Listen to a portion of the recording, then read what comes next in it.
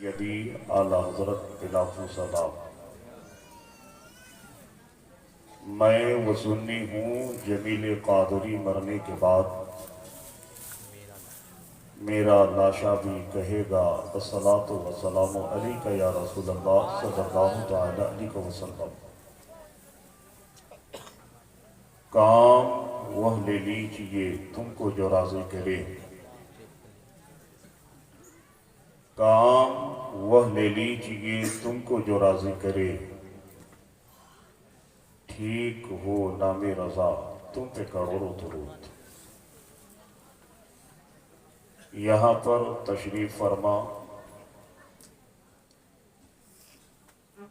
سادات اکرام، مشائخ اعظام، علماء اہل سنت و طلبہ اسلامیہ، خصوصیت کے ساتھ شہزادہ شعیب ملت، پیر طریقت حضرت الشاہ سید وحید الزما صاحب قبلہ، بالخصوص ثنا خان مصطفیٰ صاحب قبلہ، سامعین، عزیز بچوں، اسلام کی مقدس شہزادیاں، السلام علیکم ورحمۃ اللہ وبرکاتہ۔ نحمدہ ونصلی ونسلم علی رسولہ الکریم، اما بعد، فاعوذ باللہ من الشیطان الرجیم ببرکت بسم اللہ الرحمن الرحیم۔ یا ایہا الذین آمنوا اتقوا اللہ وکونوا مع الصادقین۔ آمنت باللہ صدق اللہ العظیم وبلغنا رسول النبی الکریم ونحن ذلك لمن الشاہدین والشاکرین والحمد للہ رب العالمین۔ غوث اعظم دبنی بے سر و ساما مدد، قبلہ دی مدد، کعبہ امام مدد، سرورہ شاہا کریمہ دستگیرہ اشرفہ، حرمت روح پیمبر ایک نظر کن سویما۔ اسی ہندوستان کی سرزمین سے ایک ایسا عاشق مصطفیٰ، ایک ایسا عاشق رسول جو اپنی حیات میں کہتے جان و دل ہوش و خیرت سب تو مدینے کو پہنچے، جان و دل ہوش و خیرت سب تو مدینے کو پہنچے، تم نہیں چلتے رضا سارا تو سامان گیا۔ ہم سنیوں کے عشق کے امام سرکار اعلیٰ حضرت امام احمد رضا خان فاضل بریلوی علیہ رحمت و رضوان بارگاہ مصطفیٰ میں پکار اٹھتے ہیں، جو آل رسول شہزادہ شعیب ملت یہاں پہ تشریف فرما ہے۔ ان شخصیات کے تعلق سے اعلیٰ حضرت پکار اٹھتے ہیں، تیری نسل پاک میں ہے بچہ بچہ نور کا، یا رسول اللہ تیری نسل پاک میں ہے بچہ بچہ نور کا، تو ہے عین نور یا رسول اللہ تیرا سب گھرانہ نور کا۔ اور سرکار اعلیٰ حضرت بارگاہ مصطفیٰ میں یوں پکار اٹھتے ہیں، کون دیتا ہے دینے کو منہ چاہیے، یا رسول اللہ کون دیتا ہے دینے کو منہ چاہیے، دینے والا ہے سچا ہمارا نبی۔ اور اختصاب فیض کے لیے میں اپنے پیر و مرشد حضور علامہ اختر رضا خان تاج الشریعہ کا ایک شعر پڑھ دوں۔ میرے پیر تاج الشریعہ نے پوری دنیا والوں کو یہی پیغام دیا ہے، زندگی یہ نہیں ہے کسی کے لیے، زندگی یہ نہیں ہے کسی کے لیے، زندگی ہے نبی کے لیے، اور نہ سمجھ مرتے ہیں زندگی کے لیے، جینا مرنا سب کچھ ہے نبی کے لیے۔ آپ عرص اولیاء کرام یا عرص فیضان اولیاء کرام منعقد آپ نے کیا ہے۔ شاعر کہتا ہے کہ الٹے ہی چال چلتے ہیں دیوان گانے عشق، الٹے ہی چال چلتے ہیں دیوان گانے عشق، آنکھوں کو بند کر لیتے ہیں دیدار کے لیے، اور فقیر کی لحد پر فانوس جل رہے ہیں، فقیر کی لحد پر فانوس جل رہے ہیں، بے روشنی پڑے ہیں مٹی میں بال والے۔ حضرات، بعد مغرب سے لے کر کے ابھی تک آپ نے علماء اہل سنت کی تقریریں اور شعراء اہل سنت کی نعتیں اور منقبت کے شعر آپ نے سماعت کیا، اور آپ اپنے پیر ایک آل رسول حضرت سید وحید الزما کے چہرے کی زیارت بھی کر رہے ہیں۔ اطمینان اور سکون کے ساتھ بیٹھو، مجھے تھوڑی دیر برداشت کرو، میں جناب محمد سفیر آصفی بھائی کی دعوت محبت، کمیٹی والوں کی دعوت محبت پر یہاں تشریف لایا ہوں۔ میں خوش نصیب ہوں کہ آج ایک آل رسول کے اسٹیج پر مجھے بولنے کا موقع ملا ہے۔ میں خوش نصیب ہوں، ان سادات اکرام کے بیچ رہنا ہی ایک باعث برکت ہے۔ ان سادات اکرام کے مرتبے اگر سمجھنا ہے نا تو چلو سرکار اعلیٰ حضرت فاضل بریلوی کی بارگاہ میں ذہن حاضر کیجئے گا۔ شہنواز پہلے لوگوں کے ذہن کو ٹٹولتا ہے کہ آپ سننے کا کتنا ذوق رکھتے ہیں۔ جو مرد حضرات ہیں باادب بیٹھ جائیں، اگر سروں پہ ٹوپی رومال نہیں ہے تو ٹوپی اور رومال رکھ لیں۔ میری بہنیں، آپ آئی ہیں تو آپ اپنے سروں کو دوپٹے سے ڈھانپ لیں، اطمینان اور سکون کے ساتھ بیٹھیں۔ سنو ان سادات اکرام کے مرتبے اور ان کی تعظیم میرے اعلیٰ حضرت نے کیا کر کے دکھایا ہے اور کیا بیان کیا ہے۔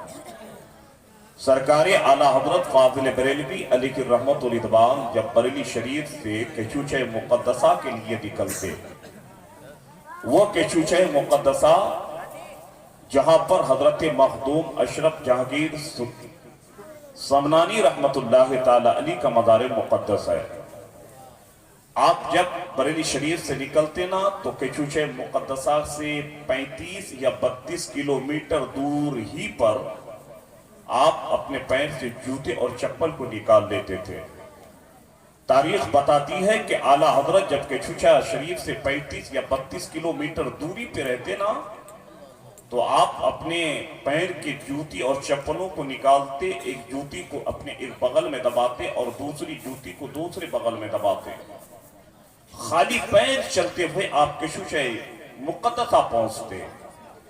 لوگوں نے آپ سے پوچھا کہ اے امام احمد رضا فاضل بریلوی، آپ 32 یا 35 کلومیٹر دور ہی میں رہ کر آپ اپنے پیر سے جوتے اور چپل کو نکال لیتے ہیں، اور کچوچہ مقدسہ میں اس طریقے سے اس تعظیم کے ساتھ آپ آتے ہیں، آخر بات کیا ہے؟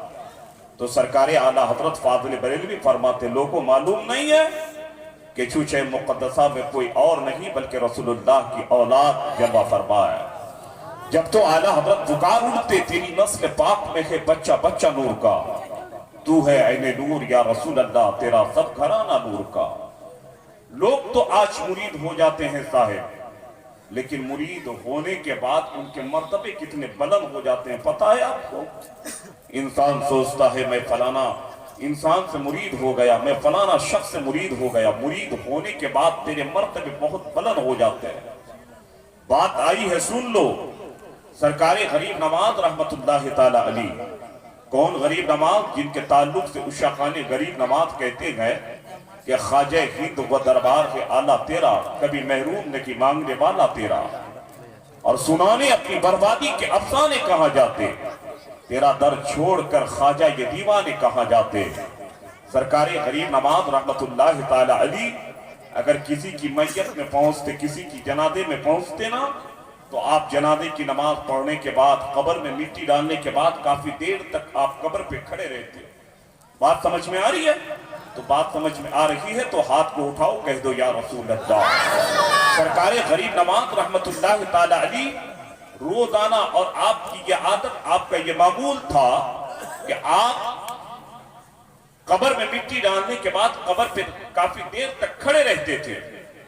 ایک مرتبہ آپ قبر پہ کھڑے تھے مٹی ڈالنے کے بعد، لوگوں نے دیکھا کہ سرکار غریب نواز رحمت اللہ تعالی علی قبر پر کھڑے ہو کر مسکرا رہے ہیں۔ سرکار غریب نواز قبر پہ کھڑے ہو کر کے ہنس رہے ہیں۔ جب سرکار غریب نواز قبرستان سے باہر آ گئے نا، تو لوگوں نے آپ سے پوچھا، اے غریب نواز، آپ کا یہ معمول، آپ کی یہ عادت ہے کہ آپ قبر پہ کافی دیر تک مٹی ڈالنے کے بعد کھڑے رہتے ہیں، لیکن ہم نے کبھی آپ کو ہنستے ہوئے نہیں دیکھا، کبھی ہم نے آپ کو مسکراتے ہوئے نہیں دیکھا، لیکن اے غریب نواز کیا بات ہے، آج ہم نے آپ کو ہنستے ہوئے قبر پہ دیکھا ہے، آج ہم نے آپ کو قبر پہ کھڑے ہو کر مسکراتے ہوئے دیکھا ہے، معاملہ کیا ہے؟ سرکار غریب نواز کہتے ہیں، سنو، جس شخص کی جنازے کی نماز ہم لوگوں نے پڑھی نا، جس شخص کی قبر پہ ہم لوگوں نے مٹی ڈالی نا، وہ شخص کسی اور کا نہیں بلکہ میرے پیر و مرشد حضرت خواجہ عثمان ہارونی کا مرید ہے۔ اللہ اکبر۔ سرکار غریب نواز کہتے ہیں، میں اس لیے ہنس رہا تھا کیونکہ جب قبر میں نکرین اس سے سوال کر رہے تھے تو میرے پیر و مرشد کا مرید حضرت خواجہ عثمان ہارونی کا مرید نکرین کے سوال کا جواب نہیں دے پائے، تو میں نے دیکھا کہ میرے پیر و مرشد حضرت خواجہ عثمان ہارونی اپنے ہاتھ میں ایک ڈنڈا لے کر ٹہلتے ہوئے آ رہے ہیں اور نکرین پہ کہہ رہے ہیں، اے نکرین سنو سنو، یہ میرا مرید ہے، تمہارے سوال کا جواب نہیں دے پایا تو کیا ہوا، میں تو اس کا پیر ہوں۔ اللہ اکبر۔ سرکار غریب نواز کہتے ہیں، جب حضرت خواجہ عثمان ہارونی نے نکرین سے اتنا کہا، اے نکرین سن، یہ میرا مرید ہے، تمہارے سوال کا جواب نہیں دے پایا تو کیا ہوا، یہ تو میرا مرید ہے۔ حضرت غریب نواز کہتے ہیں، جب میرے پیر نے اتنا کہا تو رب کی بارگاہ سے آواز آئی، اے نکرین سنو، میرا یہ بندہ تمہارے سوال کا جواب نہیں دے پایا تو کیا ہوا، لیکن میرا محبوب بندہ خواجہ عثمان ہارونی کا مرید ہے، میں نے اس کے تمام گناہوں کو معاف فرما دیا، میں نے اس کی مغفرت فرما دی۔ بات سمجھ میں آ رہی ہے؟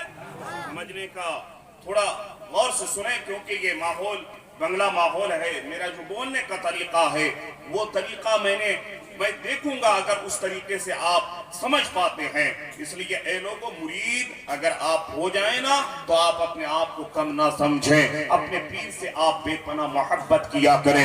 امام غزالی رحمت اللہ تعالی علی اپنی کتاب میں فرماتے ہیں کہ جب تم کسی سے مرید ہو جاؤ نا تو اپنے پیر سے بے پناہ محبت کرو، اپنے پیر سے بے پناہ انسیت رکھا کرو۔ حضرت امام غزالی سے لوگوں نے کہا تھا، حضور اگر مرید پیر سے بے پناہ محبت کرے تو پیر سے محبت کرنے کی بنیاد پہ مرید کو کیا فائدہ ہے، مرید کو کیا بینیفٹ ہے۔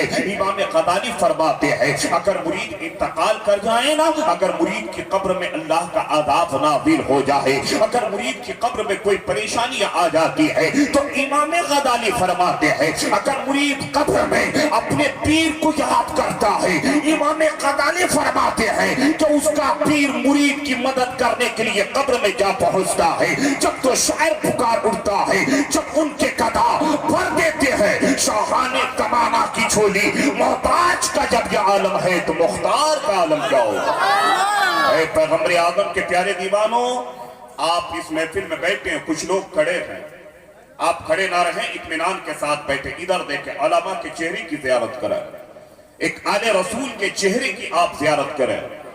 آپ نے نبی سے کتنی محبت کی ہے؟ اگر آپ سے کوئی سوال کر دے، بھائی بتا تو کس چیز پہ فخر کرتا ہے، تو انسان کہے گا مہینے کا 25,000 کماتا ہوں، میں اس چیز پہ فخر کرتا ہوں۔ ثنا خان مصطفیٰ صاحب قبلہ نے بڑی اچھی نعت پاک پڑھی، منقبت کے بڑے اچھے شعر انہوں نے شعیب الاولیاء کے تعلق سے پڑھا۔ اگر آپ سے پوچھ لیں تو آپ کہیں گے میں مہینے کا 30 یا 25 ہزار کماتا ہوں، میں اس پہ فخر کرتا ہوں۔ اللہ اکبر۔ اگر آپ سے کوئی پوچھے کہ بھائی آپ کی چیز پہ فخر کرتے ہیں تو آپ یہی کہیں گے کہ میرے پاس زمین ہے، میرے پاس دولت ہے، میرے پاس بڑا گھر ہے، بڑی بلڈنگ ہے، میں انہی چیزوں پہ فخر کیا کرتا ہوں۔ لوگوں آج اگر دیکھیں تو آپ کا پورا جسم سر سے لے کے پیر تک گناہوں میں ڈوبا ہوا ہے۔ اللہ اکبر۔ مسجد سے آذان کی آوازیں آتی ہے، مؤذن کہتا ہے یا اصلا آ نماز کی طرف، تو گھر میں بیٹھا بیٹھا ٹی ویاں دیکھتا رہ جاتا ہے، تو چوراہے پہ بیٹھ کر کے چائے نوشی کرتا رہ جاتا ہے، لیکن تو مسجدوں کے طرف نہیں جاتا ہے۔ آج جو اولیاء اکرام کے نام پہ آپ جلسے مناتے ہیں نا، اللہ نے ان اولیاء کو یہ مرتبہ ایسے ہی نہیں عطا کیا ہے۔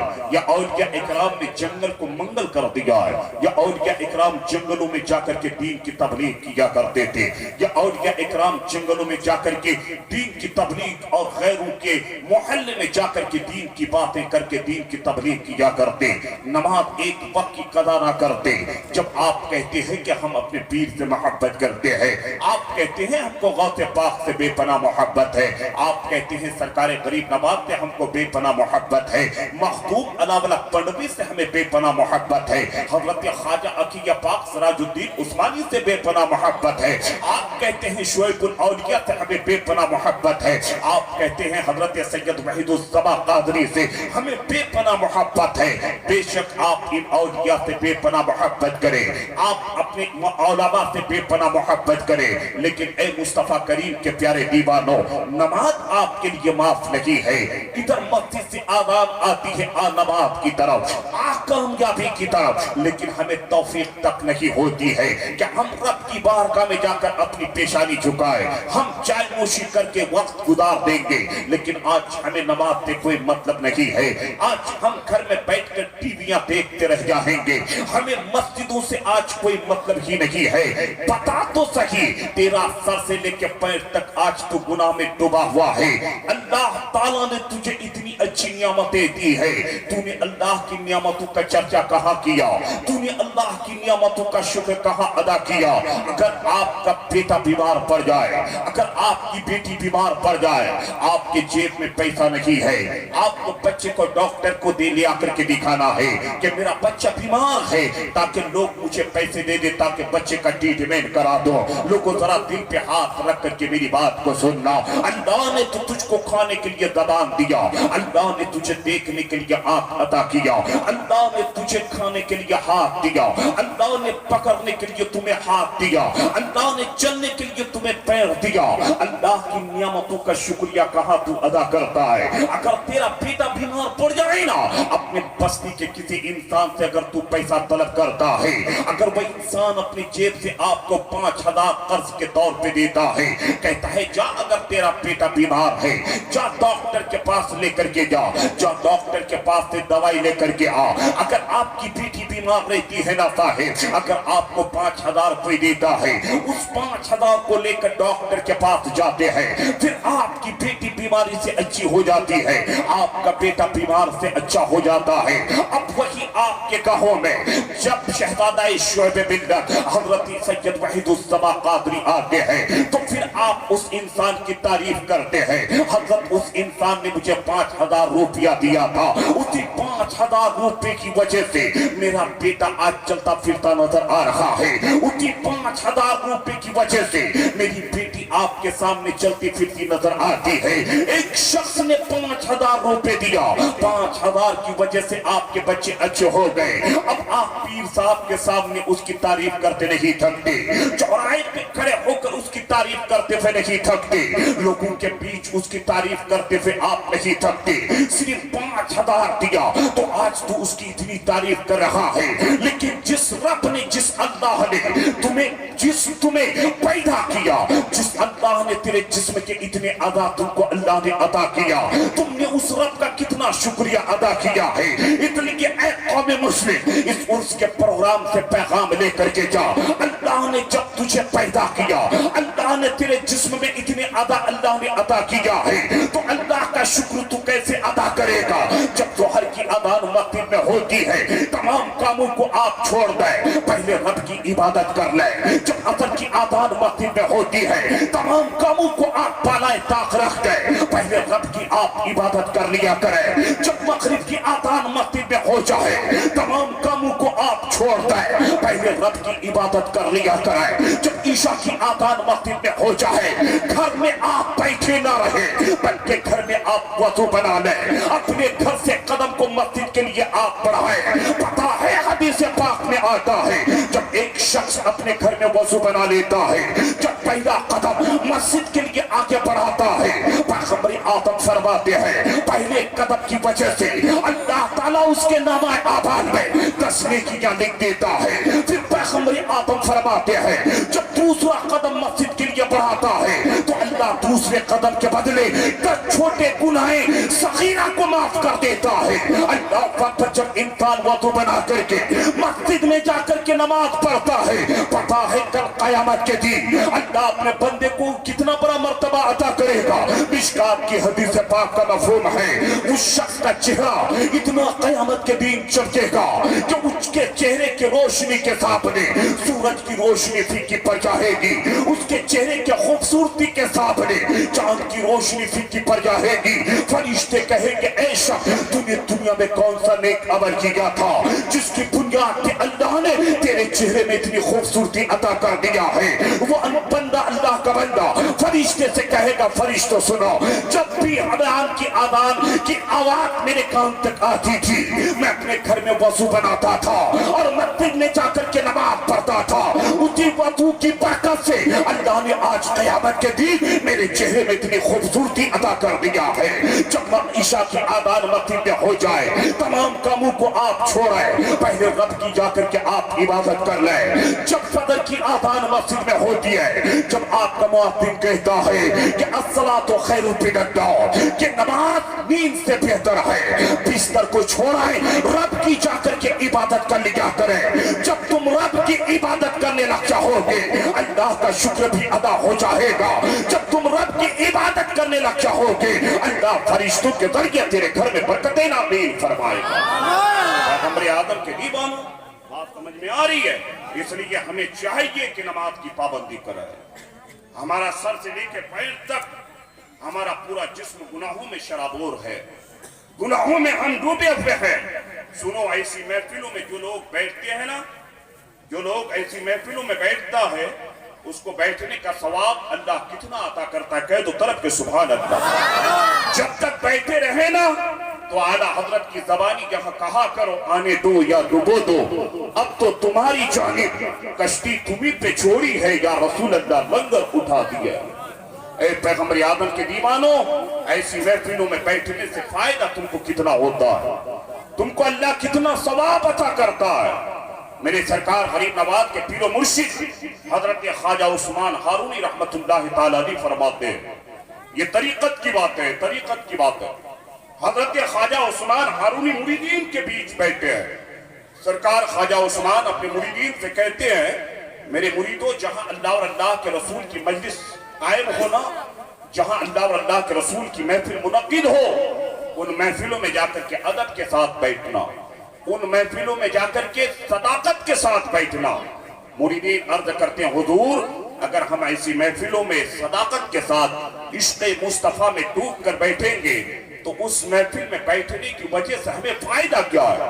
بات سمجھ میں آ رہی ہے؟ جو آپ اس محفل میں بیٹھے ہیں، آپ کو بیٹھنے سے فائدہ کیا ہے؟ سرکار خواجہ عثمان ہارونی فرماتے مریدو سنو، جو صداقت کے ساتھ بیٹھتا ہے، جو عشق مصطفیٰ میں ڈوب کے بیٹھتا ہے، حضرت خواجہ عثمان فرماتے ہیں کہ ایسی محفلوں میں بیٹھنے کی وجہ سے اللہ تعالیٰ اپنے بندے کے تمام گناہوں کو معاف فرما دیتا ہے۔ ارے اب تو طرف کے کہہ دو یا رسول اللہ، سارے لوگ اپنے ہاتھ کو اٹھاؤ کہہ دو یا حبیب اللہ. آپ کا ہمارا عقیدہ تو یہ ہونا چاہیے, سارے سنی کو یہی کہنا چاہیے, پیش کروں آقا کیا ہر چیز ہماری ہے یا رسول اللہ, یہ دل بھی تمہارا ہے آقا, یہ جان بھی تمہاری ہے. حضرت خواجہ عثمان فرماتے ہیں جو لوگ ایسی محفلوں میں بیٹھے رہتا ہے, اس محفل میں بیٹھنے کی وجہ سے اللہ اس کے گناہ کو معاف فرما دیتا ہے. پھر حضرت خواجہ عثمان فرماتے ہیں اے مریدو, ایسی محفلوں میں بیٹھنے کی وجہ سے اللہ اپنے بندے کی مغفرت فرما دیتا ہے, اللہ اپنے بندے کی مغفرت فرما کر اس کی بخشش فرما دیتا ہے. اس لیے ایسی محفلوں میں با ادب بیٹھا کرے, ایسی محفلوں میں عقیدت کے ساتھ بیٹھا کرے. آج ہم لوگ کہتے ہیں نبی کا دامن نہیں چھوڑیں گے, ہم لوگ کہتے ہیں رسول پاک کا دامن نہیں چھوڑیں گے, آج ہم لوگ کہتے ہیں یا رسول اللہ کا نعرہ لگاتے ہیں. اللہ اکبر, تم نے نبی سے کتنی محبت کی ہے, ذرا اپنے دل پہ ہاتھ رکھ کر کے تو بتاؤ, تم نے نبی سے صرف نعرہ لگا کر کے محبت کا دعویٰ کیا ہے. آج ہم کہتے ہیں یا رسول اللہ کا نعرہ لگاتے ہیں, صرف نعرہ لگانے سے نہیں ہوگا بلکہ رسول اللہ کی سیرت پہ آپ کو عمل کرنا پڑے گا. پیغمبر اعظم نے ہمیں جو پیغام دیا ہے ان پیغامات پہ عمل کر کے ہم کو دکھانا ہوگا. جب ہماری یہ محبت کام آئے گی, جب یہ نعرہ لگانا ہمارا کام آئے گا, صرف ہم نے دین کے حصے میں کچھ نعرے لگا دیے, پھر ہم کہتے ہیں ہم نے ربی سے بہت محبت کیا ہے, رات کی تاریکی میں ہم نے نعرے لگا دیے, پھر ہم کہتے ہیں رسول سے ہم نے بے پناہ محبت کی ہے. سنو,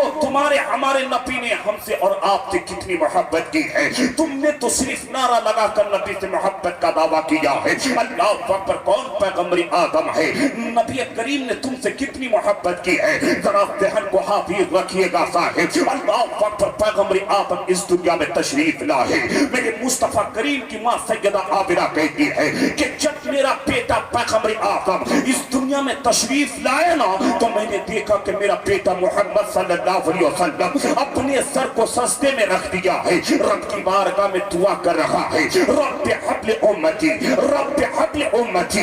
نبی اس دنیا میں آئے تو پہلے گناہگار امت کے لیے دعا کر رہے ہیں. نبی 63 سالہ زندگی میں رات کے تہائی حصے میں آپ کے لیے دعا کیا ہے. جب نبی کو گناہگار امت کی یاد آ جاتی ہے, پیغمبر آدم کبھی جبل صلح میں جاتے ہیں, اپنی پیشانی کو سجدے میں رکھ دیتا ہے, رب کی بارگاہ میں رو کر دعا کرتا ہے, مولا میری گناہگار امت کی بخشش فرما دے. کون سا جبل صلح؟ جب پیغمبر آدم کو امت کی یاد آتی ہے نا, میرا مصطفیٰ جبل صلح میں اس طریقے سے رو رہے ہیں کہ نبی کے رونے کی آواز کو سن کر بکریوں نے بھی جنگل کھانا چھوڑ دی تھی, بکریوں نے چارہ کھانا چھوڑ دیا تھا. میرے مصطفیٰ جبل صلح میں رکھ رب کی بارگاہ میں دعا کر رہے ہیں. نبی کبھی دیکھو تو غار طور میں جا کر دعا کر رہے ہیں, کبھی غار حرا میں جا کر دعا کر رہے ہیں. صرف ہم کہتے ہیں نبی کا نام کا نعرہ لگا کر ہم محبت کرتے ہیں, لیکن مصطفیٰ نے ہم سے کتنی محبت کی. نبی دنیا میں آئے, آپ کے لیے ہمارے لیے دعا کر رہے ہیں. نبی 63 سالہ زندگی میں کبھی رات میں دعا کر رہے ہیں, کبھی دین میں اپنی امت کے لیے دعا کر رہے ہیں. یہی تک نہیں سنیو, بلکہ حضرت ابوبکر صدیق کہتے ہیں جب پیغمبر آدم اس دنیا سے رخصت کر گئے, مصطفیٰ کریم کے جسم مبارک کو غسل دیا گیا. حضرت ابوبکر صدیق کہتے ہیں جب نبی کریم کے لاش مبارک کو قبر میں لٹا دیا گیا, مصطفیٰ کے قبر, مصطفیٰ کی لاش کو جب قبر منور میں لٹا دیا گیا, حضرت ابوبکر صدیق کہتے ہیں میں دور کھڑا تھا جب نبی کو قبر میں لٹا دیا گیا, نبی کے چہرے سے کفن کو ہٹایا گیا. میں دور سے دیکھ رہا تھا جب میری نگاہ مصطفیٰ کے چہرے پہ پڑتی ہے, نبی قبر میں لیٹے ہوئے ہیں. آپ کے علاقے میں بھی ہوتا ہوگا, اگر کوئی مرد انتقال کرتا ہے, جب اس کی لاش کو آپ قبر میں لٹاتے ہیں صاحب, تو آپ قبر میں لٹانے کے بعد اس کے چہرے سے کفن کو ہٹاتے ہیں, آپ قبر دکھایا کرتے ہیں. حضرت ابوبکر کہتے ہیں جب مصطفیٰ کے چہرے سے کفن کو ہٹایا گیا, نبی کی لاش قبر میں لیٹی ہوئی ہے, میری نگاہ مصطفیٰ کے چہرے پہ پڑتی ہے. میں نے کیا دیکھا کہ نبی کی زبان ہل رہی ہے, نبی کا لب مبارک ہل رہے ہیں. حضرت ابوبکر صدیق کہتے ہیں کہ میں دور کھڑا تھا, اب میں قبر کے قریب آ گیا. جب میں قبر کے قریب آ کر کے مصطفیٰ کے چہرے انور کو دیکھا, نبی کی زبان ہل رہی ہے, نبی کے لب مبارک ہل رہا ہے. حضرت ابوبکر صدیق کہتے ہیں کہ میرے کان میں ایک آواز آئی، رب حبل امتی، رب حبل امتی۔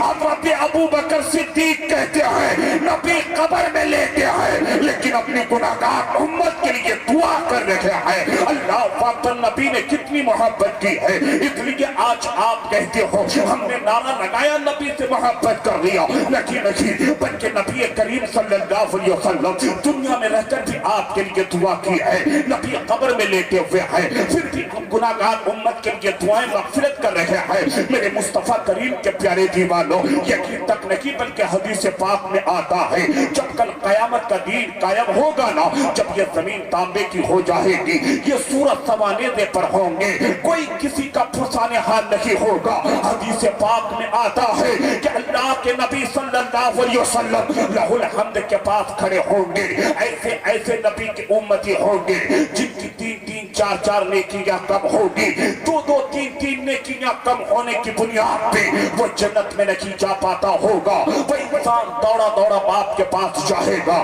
کہے گا ابو جان آپ نے دنیا میں تو محنت کر کے مجھ کو کھلایا تھا، ابو جان گھر میں کھانے کو کچھ نہیں تھا لیکن آپ تپتی بھی دھوپ میں جا کر مزدوری کرتے تھے، کھیت میں کام کیا کرتے تھے، اتنی شدت کی دھوپ میں آپ کھیت میں مزدوری کرتے کہ آپ کے پیٹ کی کھال کالی ہو جاتی، آپ کی چمڑی کالی پڑ جاتی۔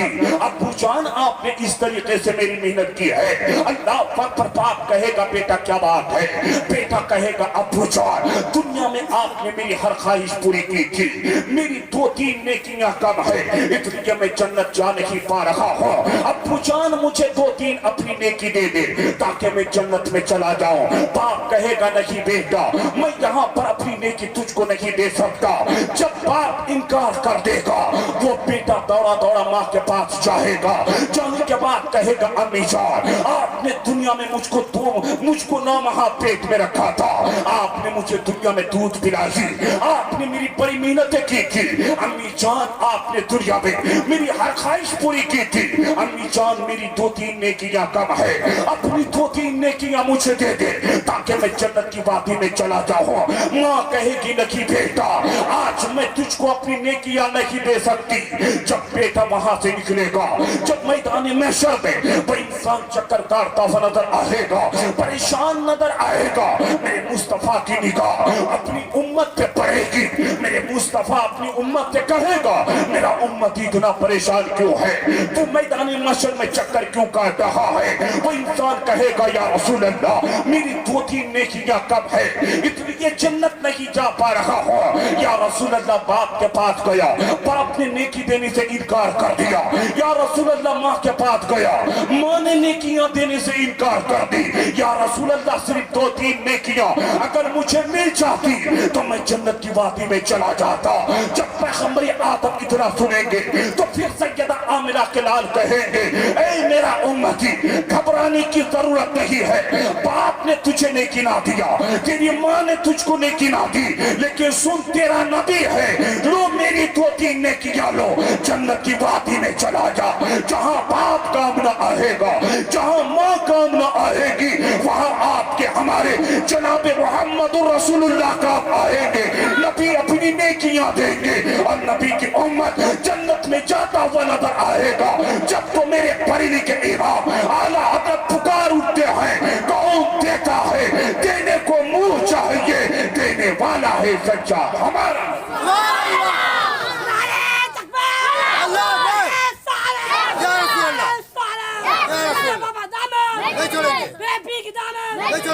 بات سمجھ میں آ رہی ہے؟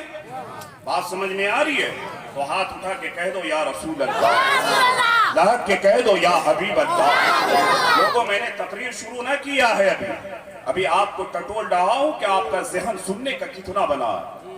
اہل سنت والجماعت کا عقیدہ ہے کہ ہر نیک کام شروع کرنے سے پہلے پیغمبر اعظم پہ ہم لوگ درود پاک پڑھا کرتے ہیں، پڑھتے ہیں کہ نہیں پڑھتے ہیں؟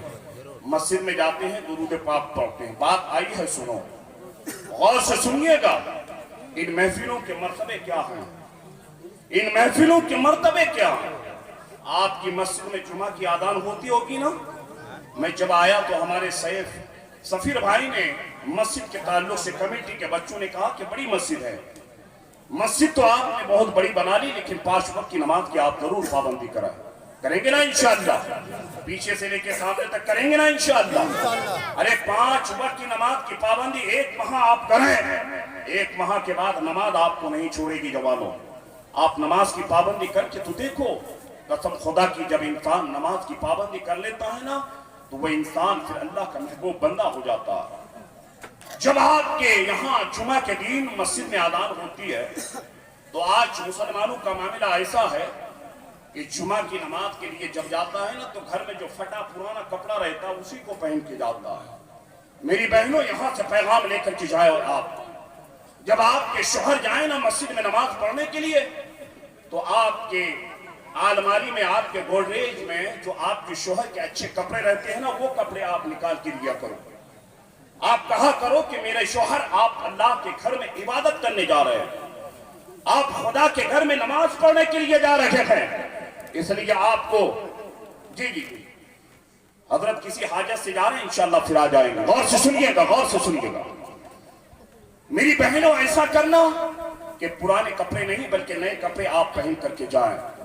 جب شادیوں میں آپ جاتے ہیں نا تو بڑے عمدہ کپڑا پہن کر جاتے ہیں، خوشبو عطر لگا کر کے جاتے ہیں، لیکن جب رب کی بارگاہ میں جاتے ہیں تو پھٹے پرانے کپڑے پہن کے جاتے ہیں۔ سنو ایک مسئلہ سن لو، جب آپ کے یہاں جمعہ کی اذان ہوتی ہے مسجد میں، پہلی اذان اس سے مراد ہے۔ کون سی اذان؟ پہلی اذان۔ جمعہ کی جو پہلی اذان ہوتی ہے نا تو قرآن کے اندر ایک سورہ ہے جس میں سورہ جمعہ کا ذکر کیا گیا ہے، وَذَرُوا الْبَيْعَ۔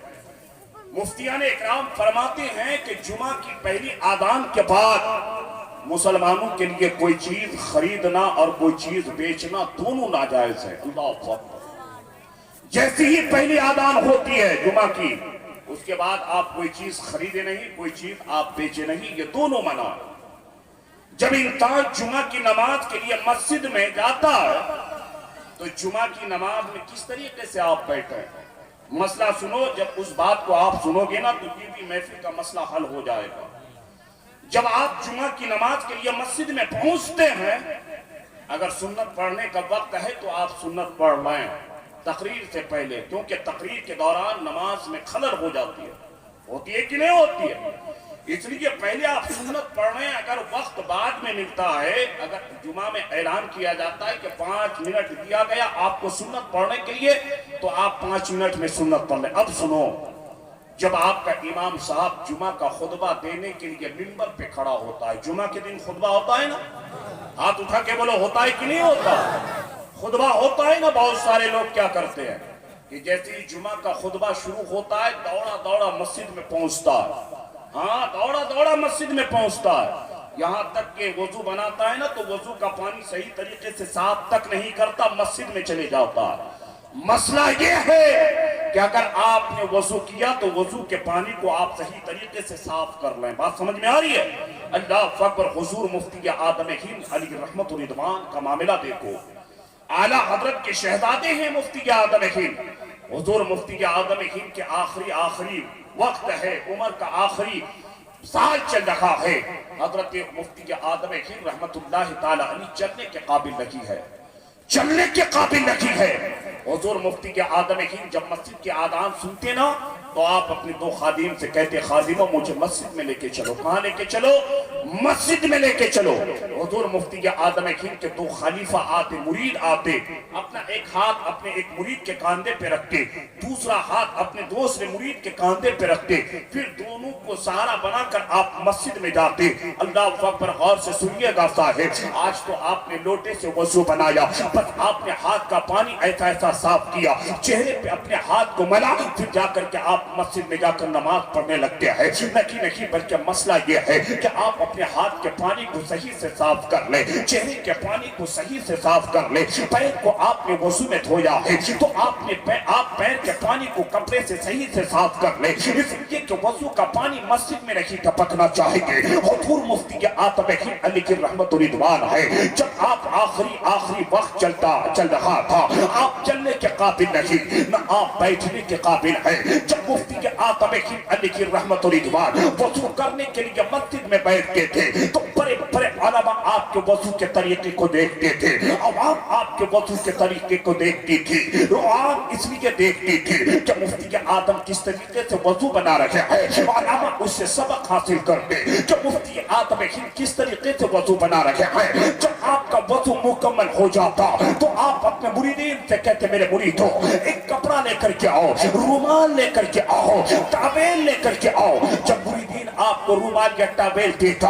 آپ اس ٹاویل سے چہرے کے پانی کو صحیح سے صاف کر لیتے, ہاتھ کے پانی کو صحیح سے صاف کر لیتے, پیر کے پانی کو صحیح سے صاف کر لیتے, پھر مسجد میں جا کر رب کی عبادت کیا کرتے تھے.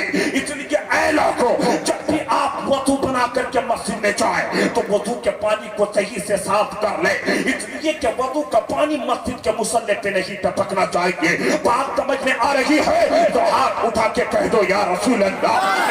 اگر سمجھ میں آ رہی ہے, اس لیے کہ میری تقریر دونوں طرف کی ہوگی, نماز پہ بھی ہوگی اور یہ اکرام پہ بھی ہوگی. اس لیے کہ لوگ جلسے کرتے ہیں کچھ سیکھنے کے لیے. آپ کے مسجد کے مدرسے میں جا کر آپ کے بچے تو قرآن پڑھ لیتے ہیں, نماز کے مسئلے تو سیکھ لیتے ہیں, لیکن آپ اور ہم ہیں جو ہم کبھی نماز کی باتیں نہیں سن سکتے ہیں, ہمیں کبھی توفیق نہیں ہوتی ہے کہ ہم قرآن پڑھ کر کے دیکھیں, ہم مسئلہ مسائل کی باتیں کسی عالم دین سے سنیں. اگر آپ کو ٹائم نہیں ملتا ہے تو آج یہ جلسہ آپ کے لیے مدرسہ بھی ہے. ایک بات یہاں پہ صاف ہو گئی کہ وضو کا پانی مسجد میں ہی ٹپکنا چاہیے.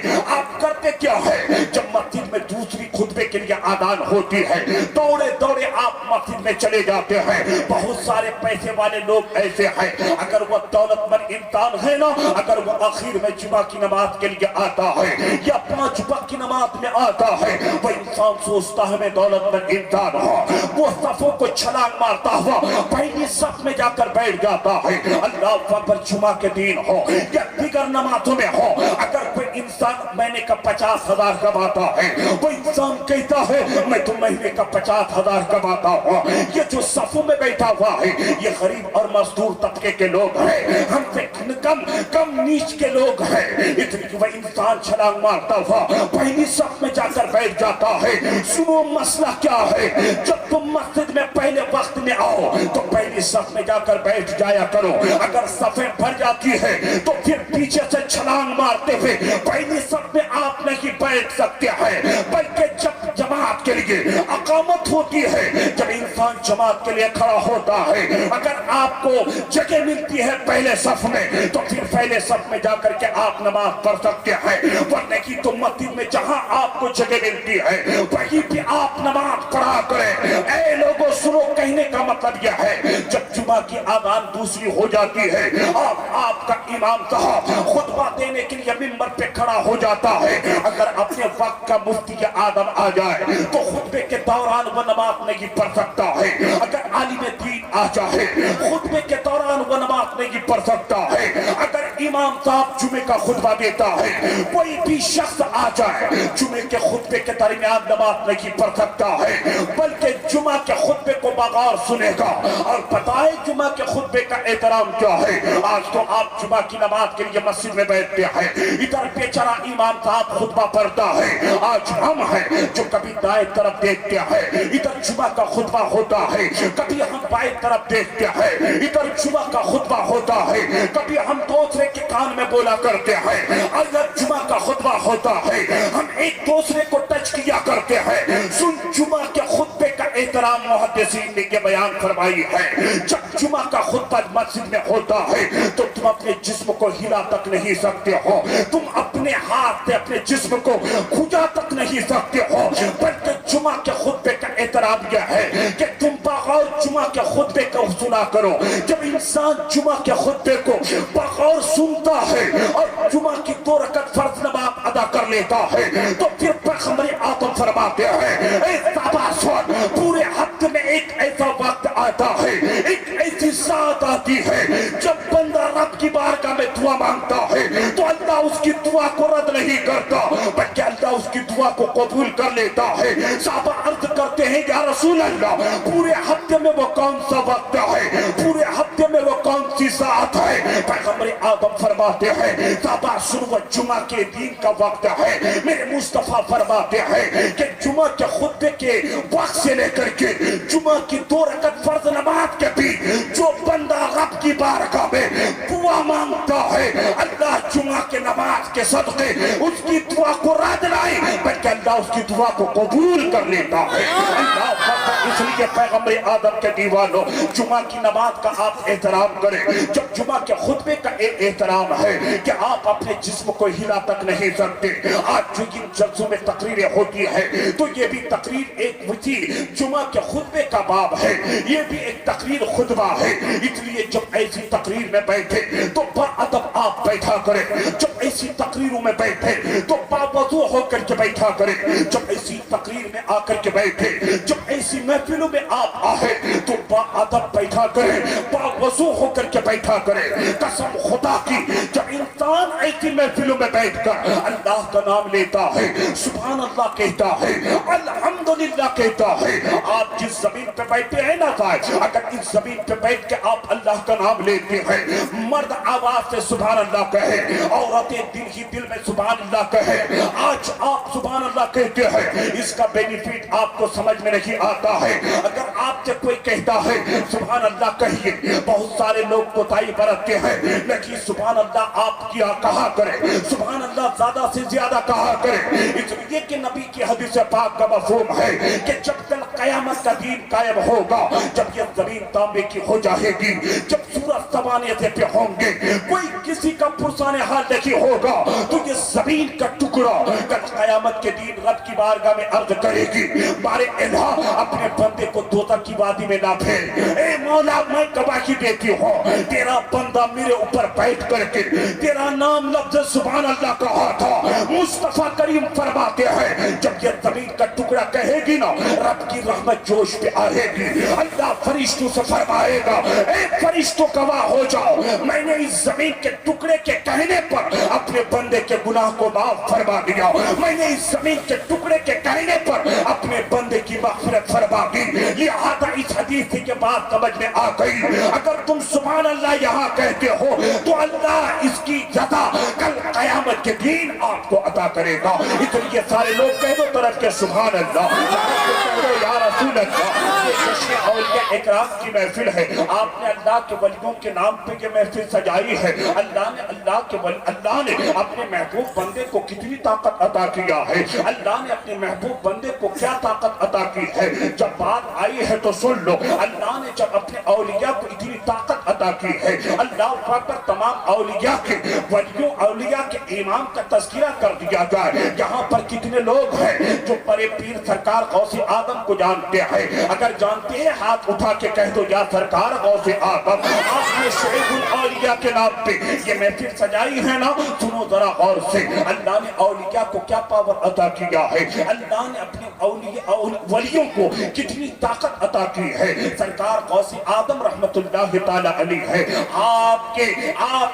आपकी उम्र 4 साल की है, सरकार गौसे आदम की उम्र 4 साल की। अगर आपके घर में 4 साल का बच्चा है ना, वो बच्चा सही तरीके से चल नहीं पाता है, वो बच्चा सही तरीके से बोल नहीं पाता है, लेकिन सरकार गौसे आदम रहमतुल्लाह ताला अलैह है कि 4 साल की उम्र में अपनी माँ से जाकर के कहता है, ऐ मेरी माँ सैयदा उम्मुल खैर फातिमा, अगर मुझसे कभी कोई गलती हो गई है माँ मुझे आप माफ कर दे, माँ अगर मुझसे कोई खता हो गई है माँ मुझे आप माफ कर दे। सरकार गौसे आदम की माँ कहती है, बेटा अब्दुल कादिर, तुमने कभी तो गलती ना किया है बेटा, तुमसे कोई खता तो मेरी बारगाह में ना हुई है। सरकार गौसे आदम कहते हैं, माँ अभी भी याद करो, अगर मैंने कभी खता की है माँ मुझे माफ कर दे। कर सरकार गौसे आदम की माँ कहती है, बेटा नहीं, तूने कभी तो गलती ना किया है। अब सुनो, सरकार गौसे आदम कहते हैं, माँ मेरी उम्र 4 साल की चल रही थी, माँ आप घर के अंदर बैठी हुई थी,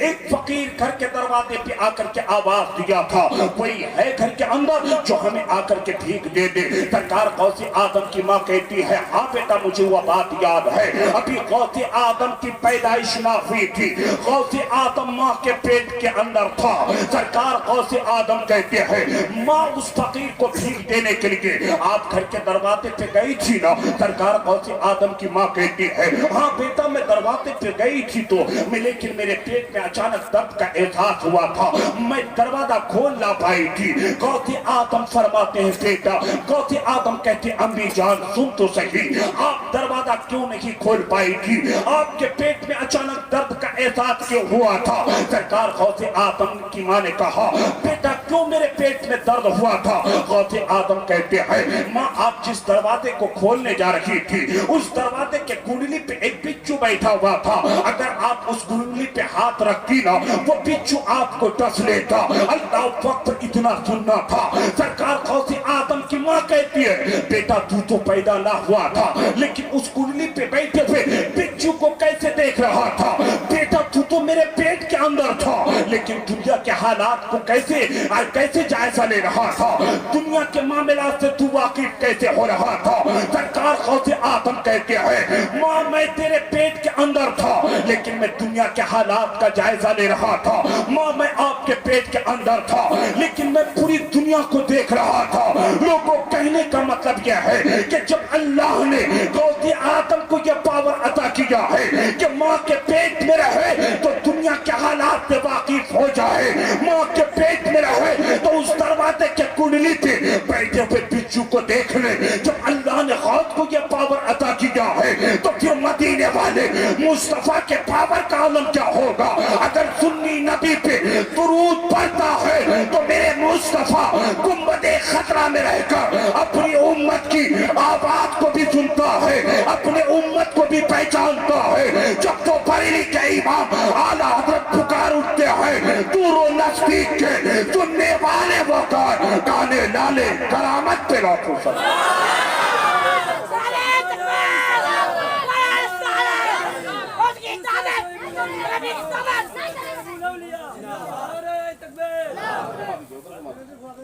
बात समझ में आ रही है? एक बार तरफ के कह दो या रसूल अल्लाह। जब अल्लाह ने गौस को ये पावर अता किया है तो फिर मदीने वाले मुस्तफा के पावर का आलम क्या होगा। कौन सरकार गौसे आदम। मेरी बहनें, आज हमारा हाल क्या है कि हमारे कोख से जो बच्चा पैदा होता है ना वही बच्चा हमें गालियां देने लगता है। देता है कि नहीं देता। पहले आप बुनियादी चीजों को देखें, आज मुसलमानों का हाल क्या है। हमने बाद इलाकों में देखा है सफीर भाई कि जब आपकी शुरुआत ही गलत होती है तो फिर आपकी इंतहा क्या होगी। जब आप इब्तिदा इस तरीके से करते हैं, अगर कोई बेटा शादी के लायक होता है ना तो बाप कहता है बेटा जा लड़की देख करके आ। गौर से सुनिएगा जरा, तुमने शरीयत का मजाक किस तरीके से बना दिया। अल्लाह अकबर। जब बेटा शादी के काबिल होता है ना, बाप कहता जा लड़की देख करके आ। बेटा लड़की देखने के लिए जाता है। शरीयत इतनी इजाजत देती है कि शादी करने वाला लड़का अपनी होने वाली बीवी को एक नजर देख सकता है। बात समझ में आ रही है? एक नजर देख सकता। अगर वो लड़का होने वाली बीवी को देख करके आता है, अगर लड़की पसंद आ जाती है ना, अब वो लड़का आता है अपने बाप से कहता है अब्बू जान मुझे लड़की पसंद आ चुकी है, अम्मी जान मुझे लड़की पसंद आ चुकी है। अब उस लड़के का बाप कहता है बेटा तू तो लड़की पसंद करके आया है, अब तेरे होने वाली बीवी को, उस लड़की को अब तेरा बोन भी देखने के लिए जाएगा, तेरा बड़ा भाई देखने के लिए जाएगा। होता है कि नहीं होता? ये होता है कि नहीं? शरीयत इस बात की इजाजत नहीं देती है, इस्लाम इस बात की इजाजत नहीं देता कि उस होने वाले शादी उस लड़के का बोन भी उस लड़की को देखने जाए। शरीयत उसको नाजायज करार देती है। उसका भाई उस लड़की को देखने के लिए जाए, शरीयत उसको नाजायज करार देती है। जब आपकी इब्तिदाई ऐसी होती है तो बताओ फिर उस कोख से जो बच्चा पैदा होगा वो किस तरीके का बच्चा होगा। आज हमारी बहनों का हाल क्या है? हमारे कोख में बच्चे रहते हैं लेकिन आज हमारे हालात ऐसे हैं कि हम टीवियां देखकर जिंदगी गुजार रहे हैं, कभी हम कुरान शरीफ खोल कर ना देखें। यही सरकार गौसे आदम है, माँ के पेट में है। जब सरकार गौसे आदम पैदा हुए ना, सरकार गौसे आदम की उम्र 4 साल 4 महीना 10 दिन की हुई ना, तो आपकी माँ आपके हाथ को पकड़ती है, मकतब में लेके जाती है, बेटा चल कम से कम कुरान शरीफ तो पढ़ लो, बेटा चल कम से कम कुरान शरीफ का पढ़ने वाला तो बन जा। जैसे ही जाता है सरकार गौसे आदम की माँ लेकर के जाती है ना, بڑے پیر کو لے کر کے جیسے ہی اس کی ماں جاتی ہے، استاد کہتا ہے بیٹا عبد القادر غوث اعظم پڑھ بسم اللہ۔ جیسے ہی عبد القادر سے کہا بسم اللہ پڑھ، حضرت سرکار غوث اعظم بسم اللہ شریف پڑھتا ہے۔ پڑھنے کے بعد اب زبان رکتی نہیں ہے، سورہ فاتحہ پڑھتا ہے، ایک پارہ قرآن پڑھتا ہے، دوسرا تیسرا چوتھا، یہاں تک کہ 18 پارہ قرآن پڑھ ڈالتا ہے۔ استاد دیکھتا رہ جاتا ہے کہ بچہ چھوٹا ہے لیکن 18 پارہ قرآن اس نے کہاں یاد کیا ہے۔ سرکار غوث اعظم سے جب پوچھا بیٹا تو نے 18 پارہ قرآن پڑھا کہاں، تو نے یاد کہاں کیا؟ سرکار غوث اعظم کہتے ہیں میرے استاد میری ماں سیدہ ام الخیر فاطمہ 18 پارہ قرآن کی حافظہ ہے، میری ماں گھر میں چلتی تھی نا تو قرآن پڑھتی تھی، میں اپنے ماں کے پیٹ میں رہ کر کے 18 پارہ قرآن کو یاد کر لیا ہے۔ اے میرے غوث اعظم کے چاہنے والوں، میرے غوث اعظم کی ماننے والی میری بہنیں، کم سے کم آپ تو ولی کیا نہیں بن سکتی ہے، کم سے کم اگر آپ کے پیٹ میں بچہ رہے، اگر آپ گھر میں رہتی ہے نا تو کم سے کم آپ قرآن کی تلاوت کرنے والی تو بن جاؤ۔ قسم خدا کی قرآن کی تلاوت تم کرو گی نا تو تیرا بچہ بڑے ہو کر بگڑے گا نہیں، بلکہ تیرا بچہ تیرا وفادار بنتا ہوا نظر آئے گا۔ اللہ اکبر، آج بچے وفادار بن کیوں نہیں بن رہے ہیں؟ اللہ اکبر، ایسی ایسی ہستیاں گزری ہیں۔ اے لوگوں، آج اگر ہمارے بچوں کو بول دیا جائے کہ ایک کوئنٹل آپ وزن کا ایک پتھر ہے ذرا اٹھا کر کے دے دکھاؤ، آج نوجوان ایک کوئنٹل پتھر کو نہیں اٹھا سکتا ہے۔ 20 کلو وزن آج نوجوان نہیں اٹھا پاتا ہے۔ بہت سارے نوجوان تو ایسے ہیں کہ 10 کلو وزن اگر اس کو اٹھانے بولو، اٹھاتے اٹھاتے وہ حفظ جاتا ہے، اٹھاتے اٹھاتے وہ پانی مانگتا ہے، کہتا ہے امی مجھے پانی دے، میں نے 10 کلو وزن کا پتھر اٹھایا، میرا گلا سوکھ چکا ہے، پھر وہ پانی طلب کرتا ہے۔ اے نوجوانوں ذرا سنو تو صحیح، میری بہنیں ذرا سنو تو صحیح، اگر تم اپنی سوسائٹی کو اچھا بنانا چاہتے ہو، اگر تم اپنے گھر کا ماحول بڑھیا بنانا چاہتے ہو، اگر تم چاہتے ہو کہ میرا بیٹا بڑے ہو کر شرابی نہیں بنے، اگر تم چاہتے ہو کہ میرا بیٹا بڑے ہو کر لوٹری نہ کھیلے، اگر تم چاہتے ہو کہ میرا بیٹا بڑے ہو کر کے مجھ کو گالیاں نہ دے، بلکہ میرا بیٹا میری خدمت کرے، میرا بیٹا کما کر کے خود اپنا گھر چلائے، میرا بیٹا کما کر کے میری پرورش بھی کرے، میرا دیکھ بھال بھی کرے، تو تم کو اس طریقہ پر عمل کرنا پڑے گا۔ آج آپ کا بیٹا 20 کلو وزن نہیں اٹھا پائے، اگر اٹھا بھی لیتا ہے تو پانی مانگتا ہے، 20 کلو وزن اٹھاتے اٹھاتے پسینہ نکل جاتا ہے۔ اسی ہندوستان میں ایک ایسا شخص گزرا ہے، ایک ایسا نوجوان گزرا ہے، آج کل تو نوجوان پریکٹس کرتا ہے جا کر کے کہا آج 1 کوئنٹل کا وزن نہیں تو اٹھا پاتا، آج اگر کسی کو ورزش کرنے کی طبیعت چاہتی ہے تو نوجوان رننگ کرتا ہے، نوجوان دوڑتا ہے، اگر اس سے پوچھا جائے بھائی دوڑتا کیوں ہے تو وہ کہتا ہے میں ورزش کرتا ہوں، 1.5 کلو دوڑتا ہے، 1.5 کلومیٹر دوڑتا ہے، دوڑ کر کے آتا ہے، اپنے آپ کو ورزش کہلاتا ہے۔ لیکن ایک ایسا نوجوان گزرا، اگر ورزش کرنے کی طبیعت چاہتی تو وہ کوئی وہ دوڑتا نہیں، کسی پتھر کو نہیں اٹھاتا، کوئی ورزش نہیں کرتا، بلکہ اپنی سپاہیوں سے کہتا میری سپاہیوں میرا شیر جہاں رہتا ہے، شیر کے پنجرے کو کھول دو، پنجرے کے دروازے کو کھولا جاتا، پھر یہ نوجوان اس پنجرے میں گھستا، پھر اس شیر کے ساتھ لڑنے لگتا، شیر کے ساتھ ورزش کرنے لگتا۔ روزانہ کا معمول یہی تھا، جب بھی ورزش کرنے کی خواہش ہوتی پنجرے کے اندر جاتا،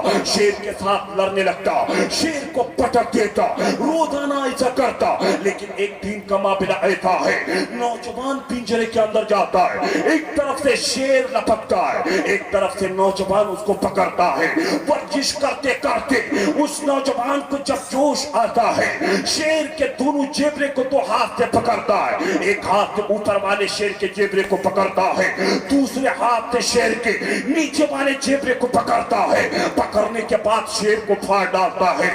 جب اس نوجوان نے شیر کو پھاڑا، پورے شہر میں جنگل کی آگ کے طرح جنگل میں جس طریقے سے خبر پھیلتی ہے اسی طریقے سے آگ کے طرح خبر پھیل جاتی ہے، سارے لوگ اکٹھا ہو گئے، اب سارے لوگ آپس میں چیمی گوئی کیا کرنے لگے کہ یہ نوجوان کھاتا کیا ہے، اس کی ماں نے اس کو کھلائی کیا تھی کہ اس نوجوان نے شیر کے دونوں جیبرے کو پکڑ کے پھاڑ ڈالا۔ اللہ اکبر، سارے لوگ جمع ہو گئے. اب سارے لوگ اس نوجوان کے ماں کے گھر کے طرف رخ کرتا ہے. جب سارے لوگ اس نوجوان کے ماں کے گھر کو گھیر لیتا ہے, وہ نوجوان کوئی دوسرا نہیں تھا بلکہ حضرت ٹیپو سلطان کی ذات تھی. حضرت ٹیپو سلطان کی ماں سے جب سارے لوگ سوال کرنے لگے, اے عورت بتا تو صحیح, اے ٹیپو سلطان کی ماں بتا تو صحیح, تو نے اپنے بچے کو بچپن میں کیا کھلائی تھی؟ کیا تو نے اپنے بچے کو دودھ زیادہ پلائی تھی؟ کیا تو نے اپنے بچے کو اچھا غذا کھلائی تھی؟ کیا تو نے اپنے بچے کو زیادہ کھانا کھلائی تھی؟ جس کی وجہ سے تیرے بیٹے میں اتنی طاقت آ گئی ہے, جس کی وجہ سے تیرے بیٹے میں یہ جرأت اور ہمت آ گئی ہے. میری بہنیں ذرا غور سے سننا, اس عرس کے پروگرام سے پیغام لے کر کے جائے, آپ بھی پیغام لے کر کے جائے. اگر آپ اپنے اولادوں کے مستقبل کو سدھارنا چاہتے ہیں, حضرت ٹیپو سلطان کی ماں کہتی ہے, اے لوگوں سنو سنو, میں نے اپنے بچے کو زیادہ غذا تو نہیں کھلائی ہے, میں نے اپنے بچے کو دودھ تو نہ زیادہ پلائی ہے, میں نے اپنے بچے کو اچھا کھانا تو نہ کھلائی ہے, لیکن اے لوگوں سنو, جب میرے بیٹے ٹیپو سلطان کو بچپن میں بھوک لگتی تھی, دودھ پینے کا زمانہ تھا, جب اس کو بھوک لگتی تو مجھ کو دیکھ کر کے رویا کرتا, چیخیں مارتا. میں اس کے رونے کو دیکھ کر سمجھ جاتی کہ میرے بیٹے ٹیپو سلطان کو بھوک لگ گئی ہے. ٹیپو سلطان کی ماں کہتی ہے, اگر میں بے وضو رہتی نا, میرا بیٹا روتا رہتا تھا, میں پہلے وضو بنا لیتی تھی. ارے اب تو طرف کے کہہ دو یا رسول اللہ, بات سمجھ میں آ رہی ہے, لاکھ کے کہہ دو یا حبیب اللہ. ٹیپو سلطان کی ماں کہتی ہے, میرا بیٹا روتا رہتا تھا, میں پہلے وضو بناتی تھی, پھر پیغمبر اعظم صلی اللہ علیہ وسلم پہ 11 مرتبہ درود پاک پڑھتی تھی, پھر اپنے بیٹے ٹیپو سلطان کو دودھ پلاتی تھی. ٹیپو سلطان کی ماں کہتی ہے, اے لوگوں, اگر میرے بیٹے ٹیپو میں یہ طاقت آئی ہے, نہ کھانا کی وجہ سے آئی ہے, نہ دودھ کی وجہ سے یہ طاقت آئی ہے, نہ اچھی غذا کی وجہ سے یہ طاقت آئی ہے, اگر میرے بیٹے ٹیپو میں یہ طاقت آئی ہے تو نبی پہ درود پاک پڑھنے کی وجہ سے آئی ہے. اس لیے اے میری بہنیں, اگر تیرے بچے چھوٹے ہیں نا, اپنے بچوں کو دودھ پلاتے پلاتے, مصطفیٰ پہ نام پڑھتے پڑھتے دودھ پلائیں, قرآن کی تلاوت کرتے کرتے اپنے بچوں کو آپ دودھ پلایا کریں, آپ نبی پہ درود پڑھتے پڑھتے اپنے بچوں کو دودھ پلایا کریں. قسم خدا کی, جب وہ بیٹا بڑا ہوگا نا, تیرا وہ بیٹا غدار نہیں بلکہ وفادار بنتا ہوا نظر آئے گا. رات کو سونے چاہے گا, پہلے ماں کی خدمت کر لے گا, باپ کا پیر دبا دے گا, پھر جا کر کے وہ بچہ سوئے گا. اس لیے آپ کو طریقہ مصطفیٰ پہ عمل کرنا پڑے گا. اس لیے تو اقبال نے کہا تھا, طریقہ مصطفیٰ کو چھوڑنا کی وجہ بربادی, اسی سے بھی قوم دنیا میں بے اقتدار اپنی. لوگوں, میں نے پہلے ایک بات میں نے کہی تھی کہ اہل سنت والجماعت کا یہ عقیدہ ہے کہ انسان درود پاک پڑھتا ہے. انسان کیا کرتا ہے, گھر میں اگر فاتحہ ہوتی ہے پہلے آپ درود پاک پڑھتے ہیں, اگر آپ مسجد میں جاتے ہیں تو پہلے درود پاک پڑھا کرتے ہیں. ہر نیک کام شروع کرنے سے پہلے آج سنی درود پاک پڑھتا ہے. درود پاک پڑھنے سے آپ کو فائدے کیا ہے پتا ہے؟ امام غزالی فرماتے ہیں, سرکار امام غزالی کہتے ہیں کہ اللہ تعالیٰ نے اس آسمان کے نیچے, اس زمین کے اوپر ایک ایسا لمبا چوڑا فرشتہ پیدا کیا ہے. امام غزالی کہتے ہیں وہ فرشتہ اتنا لمبا ہے کہ اس فرشتے کا سر عرش الہی سے لگا ہوا ہے اور قدم تحت الثری میں ہے. تحت الثری زمین کے 7ویں حصے کا نام ہے. اللہ اکبر, پر اس فرشتے کا قدم زمین کے تحت الثری میں ہے, سر عرش الہی سے لگا ہوا. اتنا لمبا فرشتہ ہے. امام غزالی کہتے ہیں وہ فرشتہ اتنا چوڑا ہے کہ وہ اپنے ایک پر سے پورے پچھم کو ڈھانپا ہوا ہے, دوسرے پر سے پورے مغرب کو ڈھانپا ہوا ہے. اتنا لمبا چوڑا فرشتہ ہے.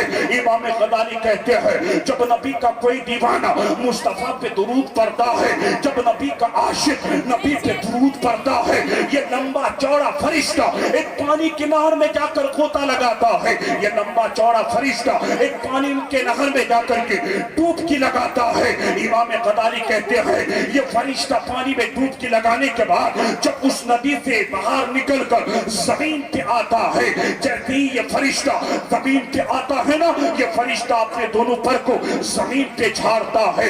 امام غزالی کہتے ہیں کہ اس فرشتے کے پر سے جتنے پانی کے قطرات زمین پہ گرتے ہیں, ہر پانی کے قطرات کے بدلے اللہ ایک ایک فرشتہ پیدا کرتا ہے. ارے نہر کے کہہ دو یا رسول اللہ, میری بات سمجھ میں آ رہی ہے آپ حضرات کو؟ اگر سمجھ میں آ رہی ہے اپنے ہاتھ کو اٹھاؤ, کہہ دو یا سرکار غریب نواز. ذرا غور سے سننا, سرکار امام غزالی کہتے ہیں ہر پانی کے قطرے کے بدلے اللہ ایک ایک فرشتہ پیدا کرتا ہے. جیسے ہی فرشتوں کی پیدائش ہو جاتی ہے, ہر فرشتوں کی پیدائش ہو جاتی ہے, اب یہ سارے فرشتے اللہ کی بارگاہ میں عرض کرتے ہیں اے مولا تو نے ہمیں پیدا کیا ہے, ہمیں کوئی کام دیتے.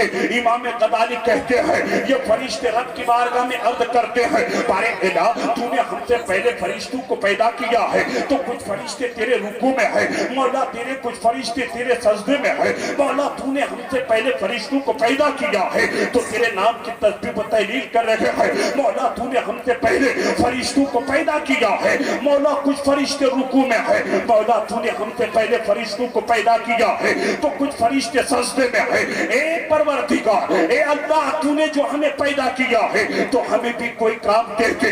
امام غزالی کہتے ہیں رب کی بارگاہ سے آواز آتی ہے فرشتوں کام چاہتے ہو؟ فرشتے عرض کرتے بارے الہ کام چاہتے ہیں. امام غزالی کہتے ہیں رب کی بارگاہ سے آواز آتی ہے اے فرشتوں, میرے جن بندوں نے میرے محبوب پہ درود پڑھا ہے اسی درود کی برکت سے ہم نے تم کو پیدا کیا ہے. اے فرشتوں لو تیرا رب تجھے کام دے رہا ہے, ان درود پڑھنے والے میرے بندوں کے لیے تم قیامت تک مغفرت کی دعائیں کرتے رہو. سبحان اللہ سبحان اللہ. نبی پہ درود پڑھتے ہو ثواب تو ملتا ہی ہے, نبی پہ درود پڑھو گے تو یہ فرشتے قیامت تک آپ کے لیے مغفرت کی دعا کرتے رہیں گے. اس لیے پیغمبر آدم کے دیوانوں کثرت سے درود پاک آپ پڑھا کریں. میری بہنیں آپ بھی کثرت سے درود پاک پڑھا کریں. اللہ نے ان اولیاء کو ایسی ہی مرتبہ عطا نہ کیا ہے, اللہ نے اولیاء کو کتنا پاور عطا کیا ہے ذرا ذہن کو آپ حاضر کریں,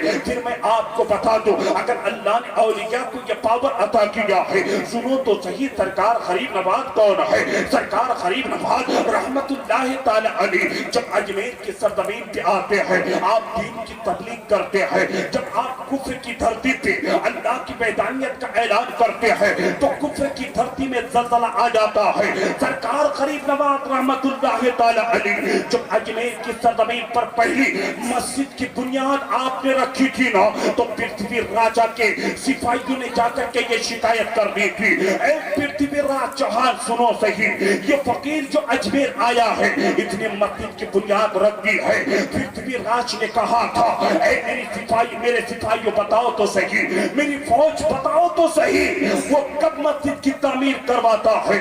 فوج نے کہا تھا رات کی تاریکی میں, رات کے اندھیرے میں.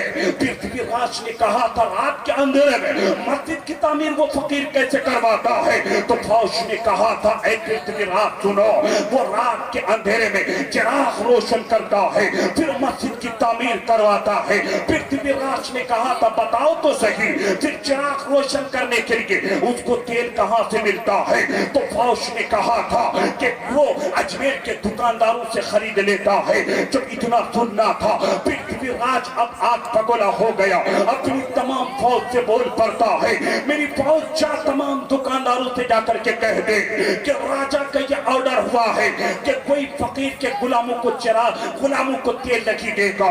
جب راجا کے یہ آرڈر اجمیر میں جاری ہوتا ہے اللہ اکبر عصر کی نماز کے بعد حضرت خواجہ قطب الدین بختیار کاکی حضرت غریب نواز کی بارگاہ میں آتے ہیں. آنے کے بعد عرض کرتے حضور آپ تیل تو ختم ہو گیا ہے, چراغ کیسے روشن کیا جائے گا, آج رات میں مسجد کی تعمیر کیسے کی جائے گی. سرکار غریب نواز نے کہا جا قطب الدین, جا میرے مریدوں, جاؤ دکان سے تیل خرید کے لے کر کے آؤ. تمام مریدین چلے گئے, دکانداروں سے جا کر کے کہتا ہے دکانداروں ہمیں تیل دے دو. جب خالی برتن نکال کے دکان کے سامنے رکھتا ہے, تمام دکاندار انکار کر جاتا ہے, کہتا اے فقیر کے خادموں سنو, آج ہمیں تمہیں تیل نہیں دیں گے. خواجہ قطب الدین کہتے ہیں, میرے غریب نواز کے تمام خدام کہتے ہیں کہ تم لوگ تو روزانہ تیل دیتے تھے, آج تیل دینے سے انکار کیوں کر رہے ہو؟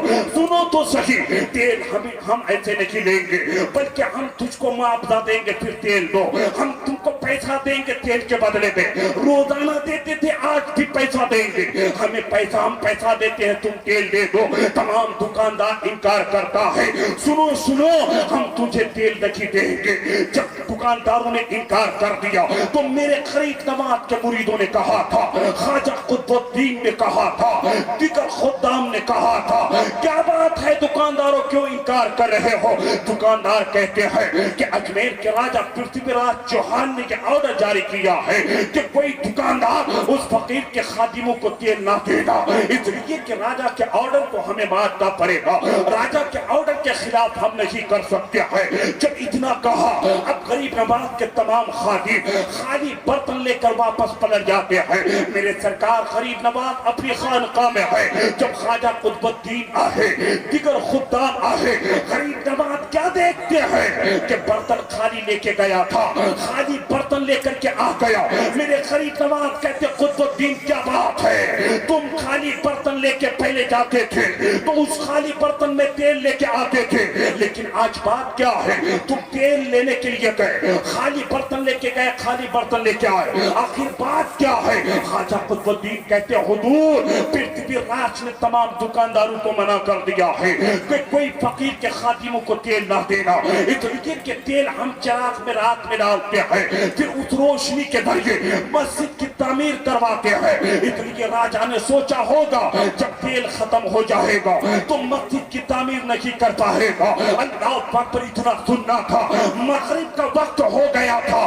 خواجہ غریب نواز سنتے ہیں تو خواجہ غریب نواز کہتے ہیں اے قطب الدین جا وضو کے لیے پانی لے کر کے آ, مغرب کا وقت ہو گیا ہے. جب خواجہ قطب الدین انار ساگر سے پانی لا کر کے غریب نواز کی بارگاہ میں پیش کرتا ہے تو غریب نواز سرکار فرماتے ہیں اے قطب الدین سنو سنو, جب میں وضو بنانے لگوں نا تو میرے وضو کے پانی کو زمین پہ گرنے نہ دے گا, بلکہ میرے وضو کے پانی کو ایک برتن میں جمع کر لینا. اتنا سننا تھا.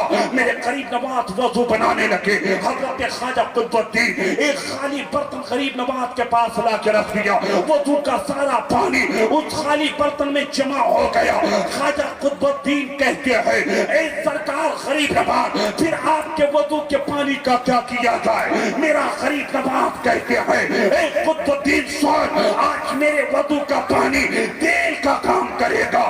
تیل تو ختم ہو گیا ہے لیکن میرے وضو کا پانی تمام چراغوں میں ڈال دے, پھر اس میں آگ جلا دے. حضرت خواجہ قطب الدین کہتے ہیں جب رات ہو گئی ہم نے اپنے پیر و مرشد غریب نواز کے وضو کے پانی کو ان چراغوں میں ڈالا. جب ہم نے آگ لگائی روزانہ سے زیادہ اس دین کا چراغ روشنی دینے لگا, زیادہ روشنی پھیلی. اے لوگوں کہنے کا مطلب یہ ہے کہ جب اللہ نے ولی کے وضو کے پانی میں یہ تاثیر عطا کیا ہے کہ اگر اس میں ڈال دے تو تیل سے زیادہ کام کرے, جب اللہ نے غریب نواز کو یہ طاقت عطا کی ہے تو پھر مدینے والے مصطفیٰ کے پاور کا عالم کیا ہوگا.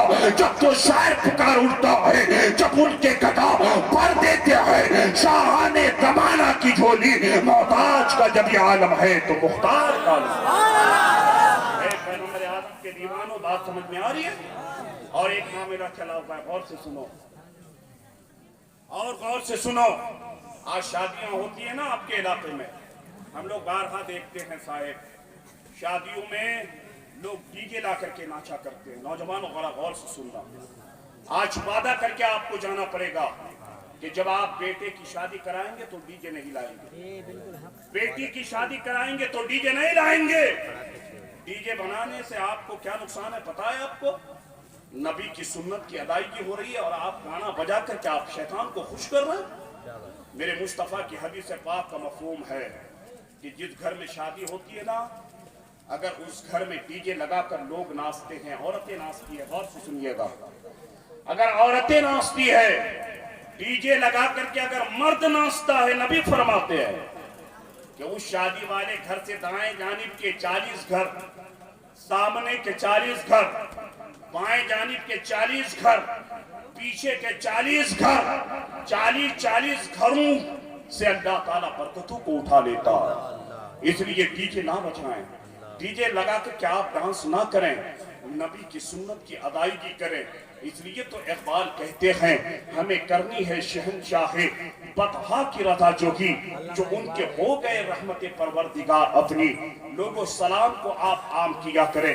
اللہ اکبر۔ ہمیں سفیر بھائی نے کہا تھا حضرت ہر پہلو پہ گفتگو ہونی چاہیے، اس لیے میں نے آپ سے کہنا چاہتا ہوں سلام کو آپ عام کیا کریں۔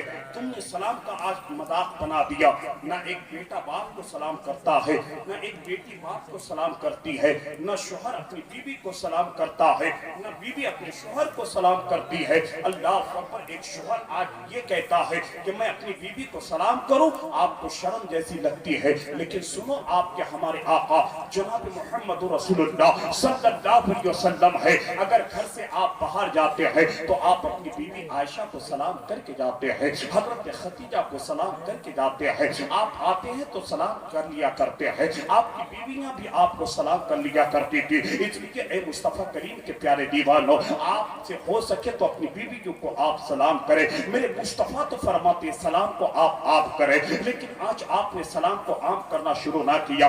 مسجد کا امام صاحب اگر سامنے سے گزرے تو آج ہمارا ایک ذہن یہ بنا ہوا ہے کہ مسجد کا امام ہم کو سلام کرے، ہم ان کو کاہے کے لیے سلام کرے؟ نہیں نوجوانوں، کل سے اپنے باپ کو سلام کرنا شروع کر دینا۔ اگر آپ کا بیٹا سلام کرنا نہیں جانتا ہے تو باپ اپنے بیٹے کو سلام کرنا شروع کر دے۔ میرے مصطفیٰ صحابہ کے بیچ فرماتے ہیں اے میرے صحابہ، سلام کو عام کیا جائے، سلام کو پھیلایا جائے۔ آج مہینے کے آپ 20,000 کماتے ہیں، دین کے آپ 500 کماتے ہیں، گھر میں آپ کی ترقی نہیں ہے، گھر میں صحیح طریقے سے چولہا تک نہیں جلتا ہے۔ ذرا آپ دل پہ ہاتھ رکھ کر کے سوچیں، آپ کے پاس اگر کھیتیاں ہیں نا صاحب، جب آپ اپنی فصلوں کو بوتے ہیں، جب فصلوں کو کاٹ کے آپ گھر لاتے ہیں تو پھر آپ کو نقصان کے علاوہ کچھ نہیں ہوتا ہے۔ آپ دین کے جو 500 کماتے ہیں، 500 روپیہ کماتے ہیں، پھر بھی آپ کے گھر میں برکتیں نہیں ہے۔ آپ بے چین اور بے سکون کی زندگی آپ گزارا کرتے ہیں۔ آخر وجہ کیا ہے؟ اتنی بے چینی آپ میں کیوں؟ آج آپ کے فصلوں میں نقصان کیوں؟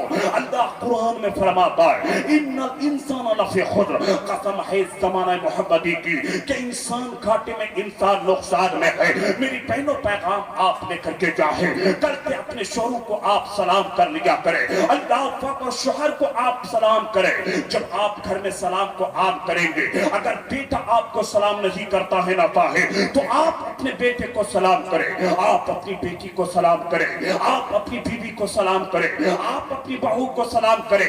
2-3 دن نہیں گزرے گا اب آپ کا بیٹا آپ کو سلام کرنے کا موقع نہیں دے گا۔ پہلے بیٹا دوڑ کر آئے گا، باپ کو آ کر کے سلام کرے گا، بیوی 2-3 دن گزرنے کے بعد آپ کو سلام کرنے کا موقع نہیں دے گی، بلکہ بیوی دوڑ کے آئے گی، آپ کو سلام کرے گی، بیٹیاں دوڑ کے آئے گی، آپ کو سلام کرے گی، بہو دوڑ کے آئے گی، آپ کو سلام کرے گی۔ صحابہ عرض کرتے ہیں یا رسول اللہ، جس گھر میں سلام عام ہوتا ہے اس گھر والے کو فائدے کیا ہے؟ اگر آپ ترقی کی زندگی گزارنا چاہتے ہیں، سکون کی زندگی آپ چاہتے ہیں، تو نبی کی اس حدیث پہ آپ عمل کر لیں۔ جب صحابہ نے کہا یا رسول اللہ، جس گھر میں سلام عام ہو تو اس گھر میں کیا فائدے ہیں؟ اللہ کے نبی فرماتے ہیں کہ جس گھر میں سلام عام ہوتا ہے، جس گھر میں کثرت سے لوگ سلام کرتے ہیں، میرے مصطفیٰ فرماتے ہیں سلام کرنے کی وجہ سے اللہ تعالیٰ فرشتوں کے ذریعے اس گھر میں بے پناہ برکتیں نازل فرماتا ہے۔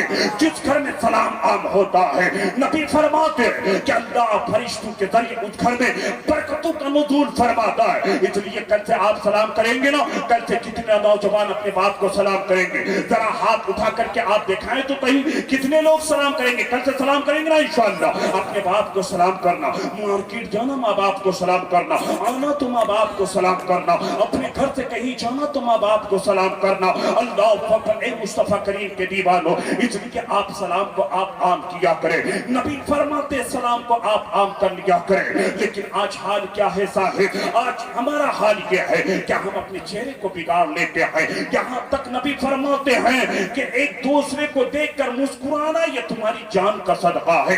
جب تیرے سامنے کوئی مسلمان آئے اس کو دیکھ کے آپ مسکرایا کریں۔ اللہ نے ان اولیاء کو کیا پاور عطا کیا ہے، اللہ نے ان اولیاء کو کتنی طاقت عطا کی ہے، ذرا ذہن کو آپ حاضر کریں۔ اللہ پر زیادہ دور آپ کو لے کر نہیں چلتے ہیں، آپ ہی کے علاقے میں ایسے ایسے اللہ کے ولی ہے۔ چلو آپ پنڈوا شریف کی سرزمین پر، پنڈوا شریف آپ لوگ گئے ہیں، مجھے بات یاد آئی سن لو، اس لیے زیادہ دور کی بات نہیں، آپ کو پنڈوا کی بات بتا دیتا ہوں۔ پنڈوا شریف کی سرزمین پہ حضرت مخدوم علاوہ پنڈوی رحمت اللہ تعالی علیہ ہے، آپ حضرات تشریف رکھیں۔ دیکھیے پیر صاحب قبلہ تشریف لا چکے ہیں، حضرت سید وحید الزما قادری صاحب کی آمد ہو چکی ہے۔ سنو اللہ نے ان اولیاء کو کتنا پاور عطا کیا ہے، ذرا آپ آواز کو بڑھا دیں اور سیٹی کو آپ کم کر دیں، سیٹی کو کم کر دیں۔ کہاں میں درود عالم دین حضرت علامہ سید مختار اشرف سرکار کلام رحمت اللہ تعالی علیہ اپنی کتاب میں یہ واقعہ لکھتے ہیں کہ حضرت مخدوم میں پنڈوا رحمت اللہ تعالی علیہ اللہ اکبر آپ کی شادی ہو گئی ہے، آپ کے گھر میں کوئی اولاد نہیں ہے۔ جب آپ کے پیر کا انتقال ہو گیا، حضرت خواجہ عقیل پاک عثمانی کا انتقال ہو جاتا ہے، اب لوگ کریں تو کریں کیا؟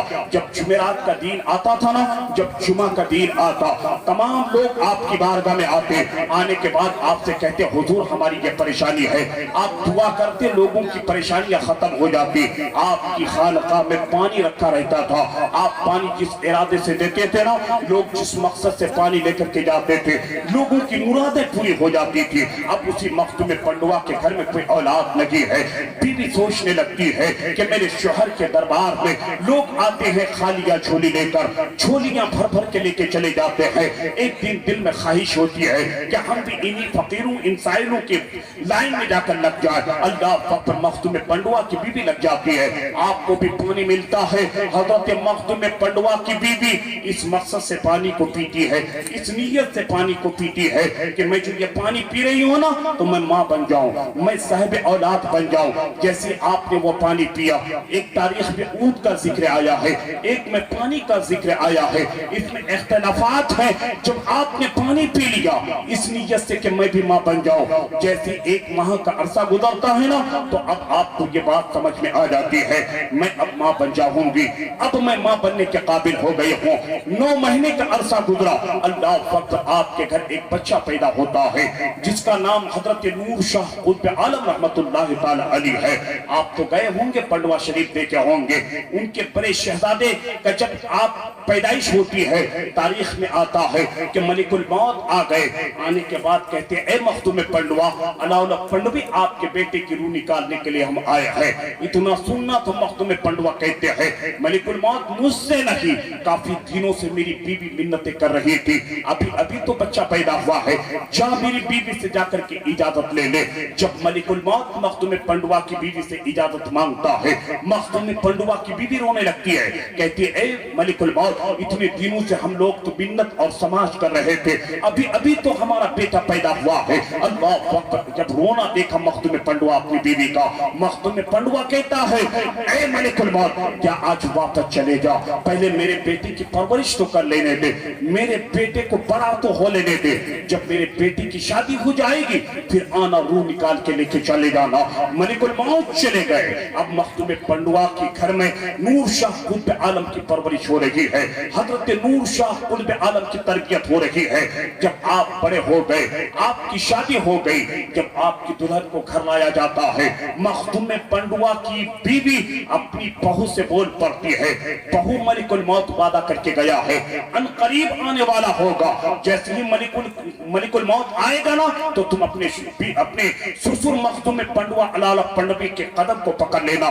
یہ کہنا جب بات ایسی تھی تو آپ نے اپنے بیٹے کی شادی مجھ سے کیوں کروائی، جب بات یہ تھی تو آپ نے اپنے بیٹے کا نکاح مجھ سے کیوں کروایا۔ فرمایا ابھی بات چل ہی رہی تھی ملک الموت آئے مختوم پنڈوا سے کہتا اجازت مختوم پنڈوا کہتا میری بیوی سے لے لے حضرت مختوم پنڈوا کی بیوی سے جب ملک الموت اجازت مانگنے لگا مختوم پنڈوا کی بھی اپنی بہو کے طرف اشارہ کرتی ہے اتنا کرنا تھا کہ حضرت نور شاہ قطب عالم کی بیوی مختوم پنڈوا کے قدم کو پکڑ لیتی ہے اپنے سسر سے کہتی ہے اے میرے سسر جب بات ایسی تھی تو آپ نے اپنے بیٹے نور شاہ قطب عالم کا نکاح مجھ سے کیوں کروایا تم نے شادی مجھ سے کیوں کروائی رونے لگی اللہ پر تاریخ بتاتی ہے جب بہو کے رونے کو مختوم پنڈوا دیکھتے ہیں جلال میں آتے ہیں جلال میں آنے کے بعد حضرت ملک الموت سے کہتا ہے اے ملک الموت جا آج بھی واپس چلا جا جس دن میرے بیٹے نور شاہ قطب عالم کی عمر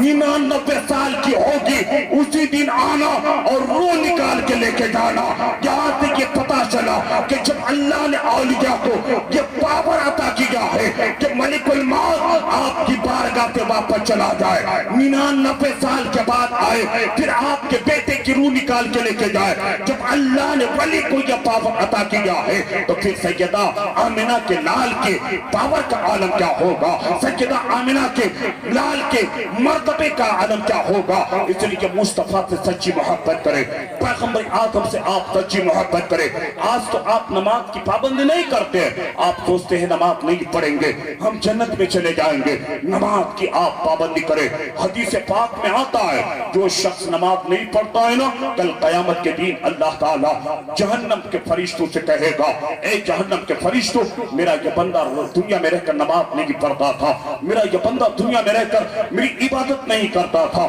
اس کے اوپر والے ہونٹ کو اوپر سے کھینچو اللہ فقط نماز نہیں پڑھتے ہو نا یہ جہنم کے فرشتے آئیں گے آگ کے لباس میں ملبوس رہیں گے نبی فرماتے ہیں جہنم کے فرشتے اس بے نمازی کے ہونٹ کو اوپر سے پکڑے گا سر کے طرف سے کھینچتے کھینچتے پیٹ کے طرف سے اس کے ایڑی کے پاس لے کر کے آئے گا جب پیچھے سے ہونٹ کھینچ کر ایڑی کے پاس فرشتے لے کے آ جائیں گے پھر جہنم کے فرشتے رب کی بارگاہ میں عرض کریں گے بارے الہ پھر کیا کیا جائے رب کی بارگاہ سے آواز آئے گی اے جہنم کے فرشتوں اس کے ہونٹ پر کیل مارا جائے جس کی جو کیل آگ کی کیل ہوگی اللہ پر اس لیے نماز پڑھو نماز نہیں پڑھو گے نا تو پھر اللہ کے پیارے حبیب فرماتے ہیں کہ اللہ تعالیٰ تمہاری قبر میں ایسے ایسے بچھو کو مسلط کر دے گا ایسے ایسے اژدہا کو مسلط کر دے گا نبی فرماتے ہیں کہ جب ایک بے نمازی کا انتقال ہوتا ہے جب بے نمازی کی قبر میں اللہ ایک ایسے اژدہا کو مسلط کرتا ہے